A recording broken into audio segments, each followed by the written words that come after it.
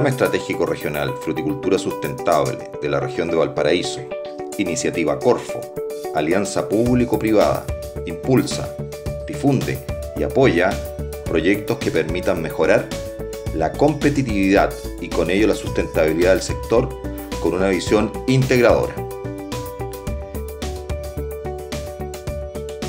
El Programa Estratégico Regional de Fruticultura Sustentable de Valparaíso, PERFRUTS, busca mejorar la calidad de la industria frutícola de la región a través de la incorporación de nuevas tecnologías, mejores prácticas, gestión inteligente, más infraestructura, mejor marketing y posicionamiento, entre otros aspectos claves. El programa está enfocado a 4 rubros: paltos, nogales, cítricos y uva de mesa.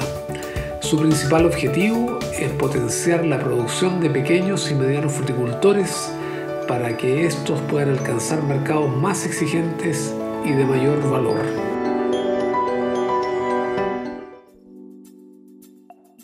Vamos a hablar acerca del manejo eficiente del nitrógeno en frutales para una producción eficiente y sustentable. El nitrógeno es el elemento más abundante en la naturaleza. El aire que respiramos tiene un 78% de nitrógeno. Sin embargo, es el elemento más limitante para los cultivos en el suelo, a pesar que existen importantes cantidades de nitrógeno en la materia orgánica que debe mineralizarse antes de poder ser usado por la planta. El nitrógeno es el nutriente más usado entre los planes de fertilización. Sin embargo, su eficiencia de recuperación no supera el 50% en el mejor de los casos.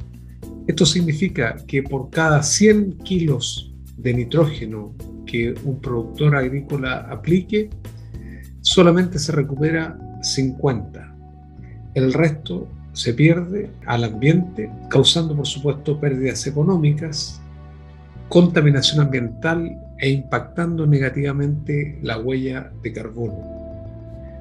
Por otra parte, los precios del nitrógeno a nivel mundial se han incrementado fuertemente en los últimos años, y lo más importante es que es posible hacer una mejor utilización del nitrógeno orgánico del suelo para reducir o eliminar las aplicaciones de fertilizantes nitrogenados. A nivel de la planta, el nitrógeno tiene muchos e importantes roles. El más importante es ser componente de aminoácidos y por lo tanto proteínas y enzimas. Es componente de la clorofila, componente de ácidos nucleicos, y a nivel agronómico, ¿cierto?, tiene un efecto muy importante en el desarrollo de hojas, brotes, en la producción de frutos, pero también tiene algunos efectos en la promoción de enfermedades. Si se aplican cantidades muy altas de nitrógeno, se puede hacer las plantas más susceptibles a enfermedades. Desafortunadamente, el nitrógeno también causa efectos medioambientales. Cada vez que perdemos nitrógeno estamos contaminando el agua y también estamos contaminando la atmósfera cuando se pierde el nitrógeno de manera gaseosa en forma de óxidos de nitrógeno. Muy importante para hacer un manejo apropiado del nitrógeno es saber cuánto nitrógeno requieren los cultivos frutales. En este gráfico se muestran las unidades o kilos de nitrógeno que se requiere para producir 1 tonelada de fruto. En el caso del avellano europeo, por ejemplo, se requieren alrededor de 45 kilos de nitrógeno. En el caso de manzano, por ejemplo, se requieren 1,5 kilos de nitrógeno por tonelada. Si hacemos el ejemplo del nogal y estimamos va a producir 7 toneladas por hectárea, la demanda de nitrógeno sería 7 por 30 kilos de nitrógeno por tonelada, 210 kilos de nitrógeno por hectárea, que correspondería a la demanda del cultivo. Para hacer un buen manejo de nitrógeno, lo que corresponde es hacer un balance entre la demanda determinada a partir del rendimiento que se espera del cultivo y el suministro de nitrógeno. Y después podemos corregir esta diferencia, ¿cierto?, por la eficiencia que queremos alcanzar. La demanda, como habíamos dicho, se estima desde el rendimiento. Por ejemplo, si tenemos nogal de 7 toneladas por 30 kilos de nitrógeno por tonelada, nos sale la demanda que serían 210 kilos. Y posteriormente tenemos que restar el suministro, y el suministro está hecho de tres partes básicamente. El nitrógeno que existe en el suelo, o nitrógeno residual, en forma de nitrato y amonio, que quedó de la temporada anterior o se mineralizó durante la temporada anterior, y ese nitrógeno está disponible, ¿cierto?, para el inicio de la nueva temporada. Eso se mide a través de análisis de suelo. El segundo elemento muy importante es el nitrógeno que viene en el agua de riego. Eso se puede medir también a través de un análisis del agua de riego en diferentes épocas durante la temporada para estimar cuánto nitrógeno está aportando esa agua de riego. Y el más importante, que es el nitrógeno que viene de la mineralización de la materia orgánica. La materia orgánica, ¿cierto?, es descompuesta por el ataque de microorganismos en el suelo, y esto genera que muchos nutrientes, incluido el nitrógeno, se haga disponible. Este proceso se llama mineralización.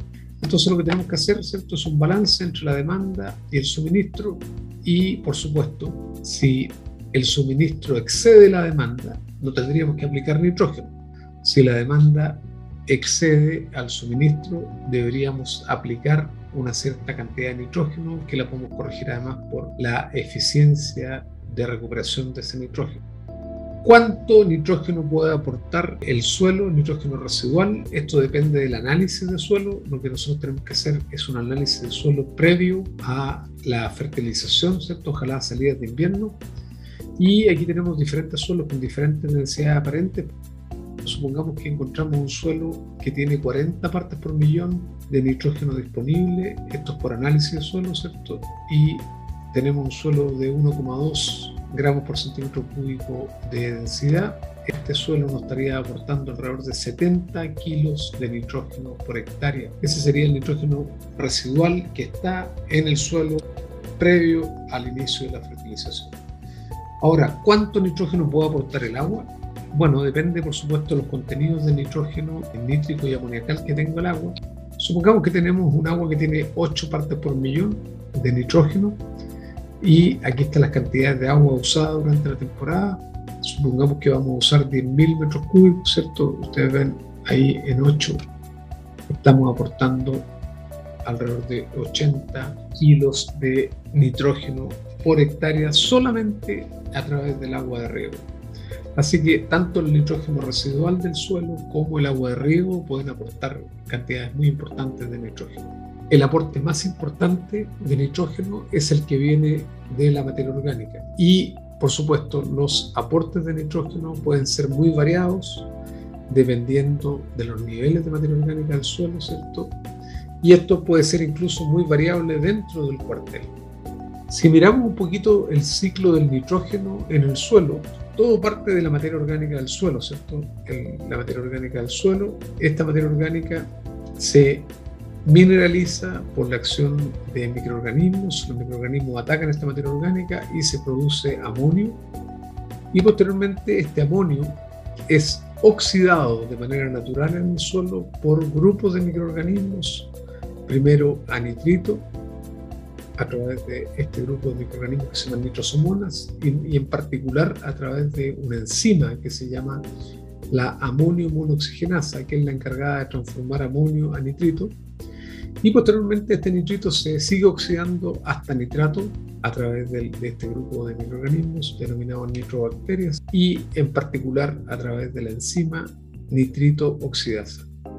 Entonces partimos de materia orgánica, la materia orgánica se mineraliza, se genera amonio, y este amonio rápidamente se nitrifica, y a través del proceso de nitrificación, que tiene dos partes, de amonio a nitrito, de nitrito a nitrato, las plantas, por supuesto, pueden absorber nitrato, también pueden absorber amonio.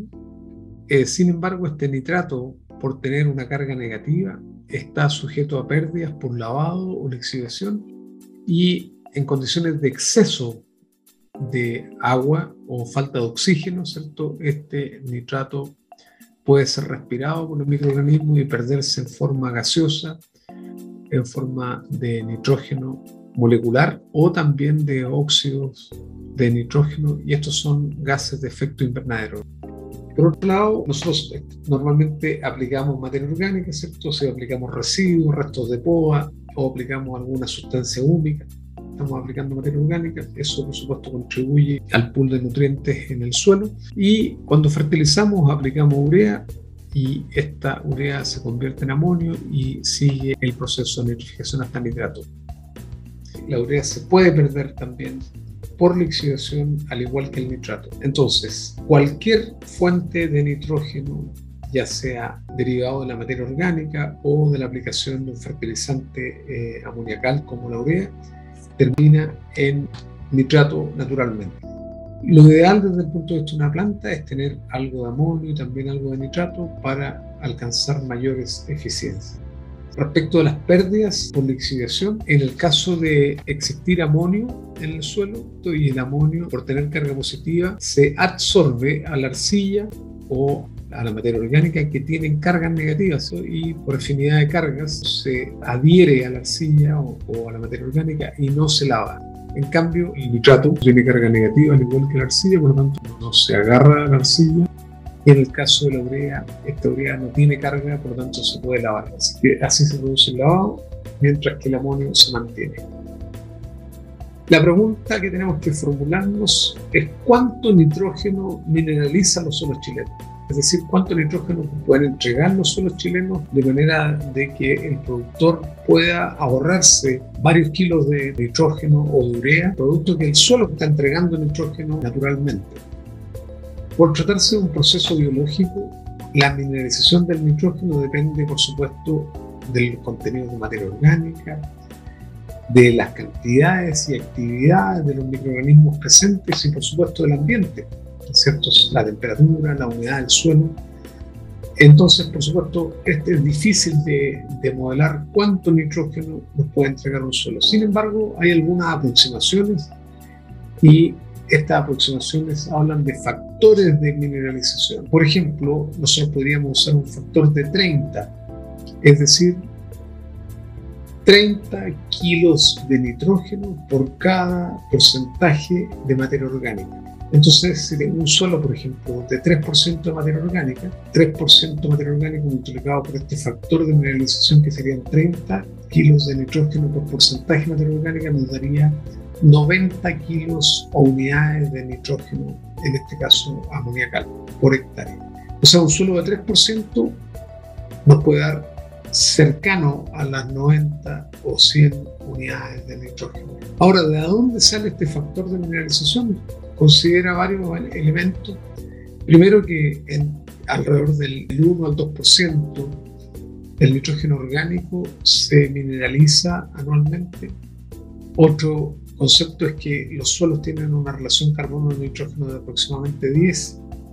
En este caso se asume una densidad aparente de 1 gramo por centímetro cúbico y a 30 centímetros de profundidad, y eso nos da este factor de 30. Algunas estimaciones para suelos que tienen contenido de materia orgánica entre 12 y 10%, y considerando solamente la banda regada por goteo en frutales, han determinado que los suelos chilenos mineralizan entre 20 y poco más de 200 kilos de nitrógeno por hectárea, con un promedio de 80 kilos de nitrógeno por hectárea. Si lo llevamos a fertilizante, estas cantidades de nitrógeno mineralizado equivalen a 44 y más de 435 kilos de urea por hectárea, con un promedio de alrededor de 174 kilos de urea por hectárea. Si hacemos algún balance de nitrógeno con algunas especies en los mismos suelos chilenos, podemos encontrar que, por ejemplo, para un cultivo de cerezo, que tiene un rendimiento de 15 toneladas por hectárea, solamente se requeriría fertilizar en aproximadamente un 20% de los casos. Cuando hay que aplicar nitrógeno, el déficit es pequeño y es menor a 50 kilos de nitrógeno por hectárea. En el caso del nogal, por ejemplo, que tiene un requerimiento de nitrógeno mayor que el cerezo, con 6 toneladas por hectárea, se requeriría fertilizar en el 90% de los casos. Sin embargo, los déficits son menores a 130 kilos de nitrógeno por hectárea. Es decir, el suelo aporta cantidades importantes de nitrógeno que deben ser consideradas al momento de decidir cuánto nitrógeno aplicar. Acá tenemos algunos mapas de nitrógeno mineralizado y ustedes pueden ver, dependiendo del tipo de suelo, podemos tener cantidades muy importantes. Esto es en la banda de los frutales, no en la hectárea completa, sino que en la banda, dependiendo del tipo de suelo. Si miramos un suelo aluvial plano, ¿cierto?, cantidades pueden ser bien importantes, más de 100 kilos de nitrógeno por hectárea. Si nosotros queremos asegurarnos que ese nitrógeno del suelo va a estar disponible para la planta, tenemos que evitar sus pérdidas. Como habíamos dicho anteriormente, el nitrógeno se pierde como nitrato o como urea. En el caso del nitrato se pierde por lixiviación, por lavado, y también de manera gaseosa por un proceso que se llama denitrificación. Como habíamos dicho, este proceso de nitrificación es natural. El amonio que viene de la materia orgánica se nitrifica, es decir, pasa primero a nitrito, después a nitrato por la acción de estos grupos de microorganismos y más específicamente por la acción de esta enzima. En este caso, el amonio a nitrito es controlado por la enzima que se llama amonio monoxigenasa y el paso de nitrito a nitrato por la enzima denominada nitrito oxidasa.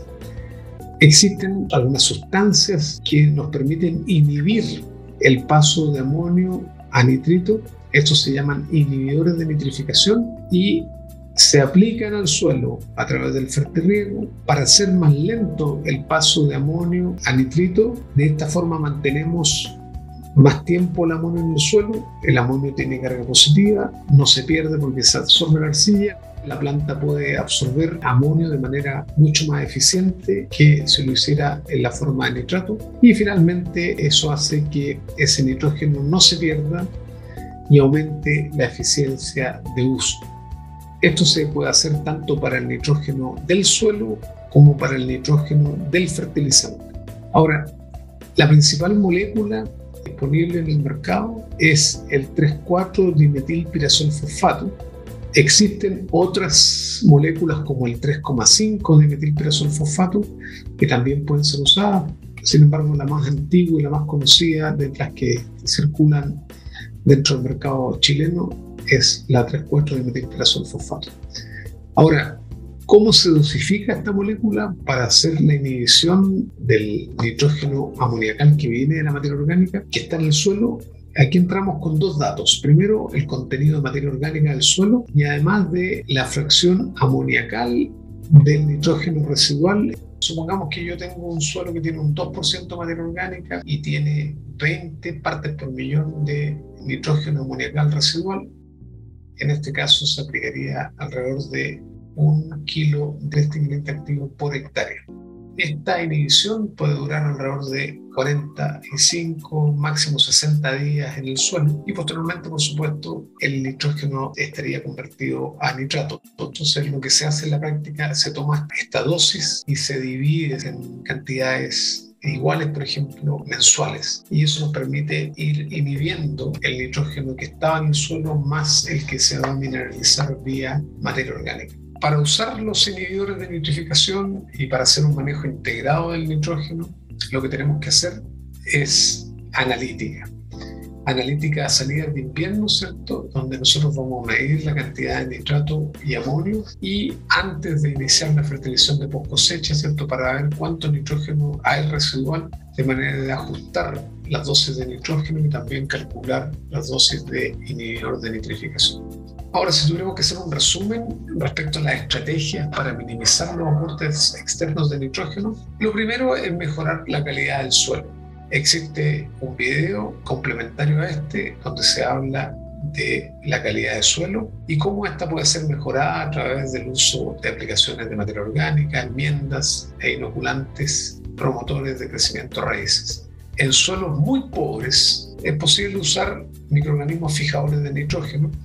Dentro de la estrategia para mejorar la eficiencia de uso del nitrógeno es conocer en detalle los niveles de materia orgánica del suelo y estimar el potencial de mineralización. Después, realizar un análisis de suelo para determinar el nitrógeno disponible tanto amonio como nitrato, a salidas de invierno y en post cosecha. Lo otro es analizar el agua de riego durante la temporada, puesto que el agua de riego puede aportar importantes cantidades de nitrógeno, y eso nos permite también estimar los aportes de nitrógeno por parte del agua. Entre paréntesis, los altos contenidos de nitrógeno en el agua significa que alguien, aguas arriba, en el caso de un río, está haciendo las cosas mal, o en el caso de aguas subterráneas dentro de la cuenca, ¿cierto? Alguien está perdiendo mucho nitrógeno que está contaminando los acuíferos. Ahora, como productores, la idea es, por supuesto, tratar de minimizar las pérdidas, pero por otro lado podemos hacer uso, mientras tanto, de ese nitrógeno que está en el agua de riego. El otro elemento es cuando queremos determinar la dosis de nitrógeno. La idea es hacer un balance de nitrógeno considerando rendimientos que sean factibles. Por otro lado, dado que la fertilización de post cosecha se hace luego de conocer el rendimiento, nosotros podemos ajustar esta fertilización considerando los rendimientos reales. Y un elemento que es muy importante es la tecnología de los inhibidores de nitrificación, el cual debería usarse tanto para el nitrógeno que viene de la materia orgánica en el suelo como aquel que se aplica junto con el fertilizante. Cada vez que apliquemos inhibidor de nitrificación con un fertilizante, nosotros deberíamos reducir las dosis de fertilización al menos en un 20%, puesto que se logra un aumento significativo en la eficiencia de uso del nitrógeno.